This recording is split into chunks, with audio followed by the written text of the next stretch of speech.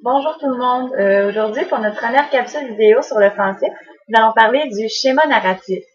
Donc, le schéma narratif, c'est un outil qui facilite la compréhension des textes narratifs. C'est le squelette d'un texte. Donc, c'est vraiment 5 étapes essentielles qui permettent au lecteur de bien comprendre l'histoire et qui nous permettent de faire évoluer notre histoire. Donc, premièrement, je vais vous les nommer les 5, ensuite revenir sur les 5 étapes avec plus de détails. Puis, je vais terminer ma capsule vidéo par un exemple qui résume assez bien les 5 étapes du schéma narratif. Donc les 5 parties du schéma narratif sont vraiment essentielles. Il y en a 5 et les voici. Il y a la situation initiale, l'élément déclencheur ou perturbateur, le déroulement de l'histoire, le dénouement et finalement la situation finale. Donc, premièrement, la première étape, la situation initiale, c'est vraiment là qu'on voit notre personnage pour la toute première fois, ou notre personnage, ou notre héros. Celui-ci vit une situation normale qui est tout à fait équilibrée. On y retrouve quelques caractéristiques physiques de notre personnage. Donc, premièrement, on peut voir, en apprendre un peu plus sur son physique, mais aussi sur l'aspect plus psychologique. Donc, il nous faut des caractéristiques physiques, mais aussi psychologiques. On voit aussi qu'est-ce que le personnage est en train de faire avant que sa situation se transforme, soit perturbée. On voit aussi le lieu et bien sûr le temps et l'époque où se situe notre histoire. Donc, pour vous en rappeler, d'abord qui, où, quand et quoi. Donc, qui est notre personnage, des caractéristiques physiques et psychologiques, où est-il, quand, à quelle époque, et que fait-il avant que sa vie soit perturbée par l'élément déclencheur. La prochaine étape du schéma narratif, c'est l'élément déclencheur.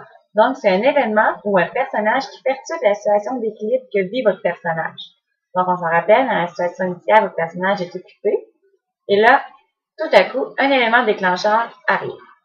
Donc, ça a vraiment, l'élément déclencheur vient perturber la vie de votre personnage. Il doit tenter de retrouver sa situation d'équilibre. Donc, l'élément déclencheur engendre toutes les missions de votre héros pour réussir à réatteindre sa situation d'équilibre qu'il avait dans la situation initiale.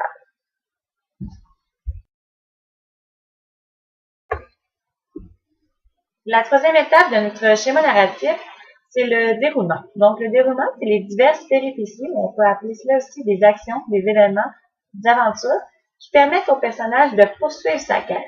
Donc, l'élément déclencheur a amené un problème et le déroulement permet au personnage de continuer sa mission.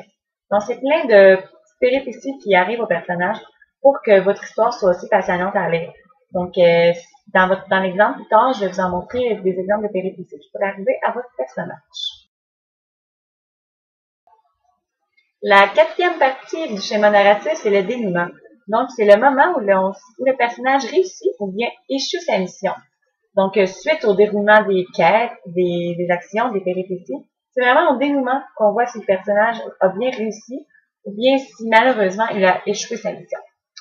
Ensuite, la dernière étape, la cinquième étape, c'est la situation finale. C'est vraiment le moment où l'équilibre est rétabli. On peut appeler ça aussi le retour au calme. Donc, le personnage a retrouvé sa situation de départ ou vit une nouvelle situation.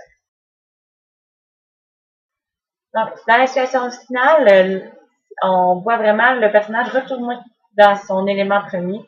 Ça peut vraiment faire un retour à la situation initiale ou bien une nouvelle aventure qui pourrait commencer.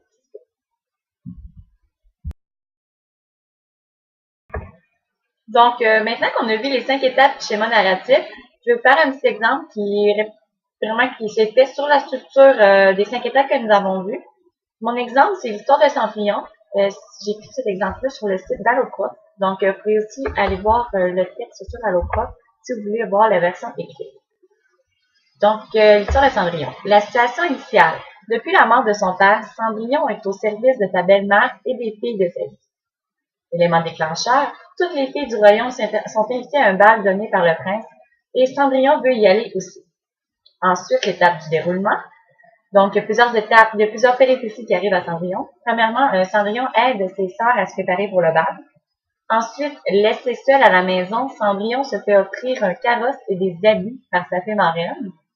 3. Cendrillon arrive au bal et éblouit toute la cour, tellement elle est belle. Et le prince la reconnu et tombe en amour avec elle.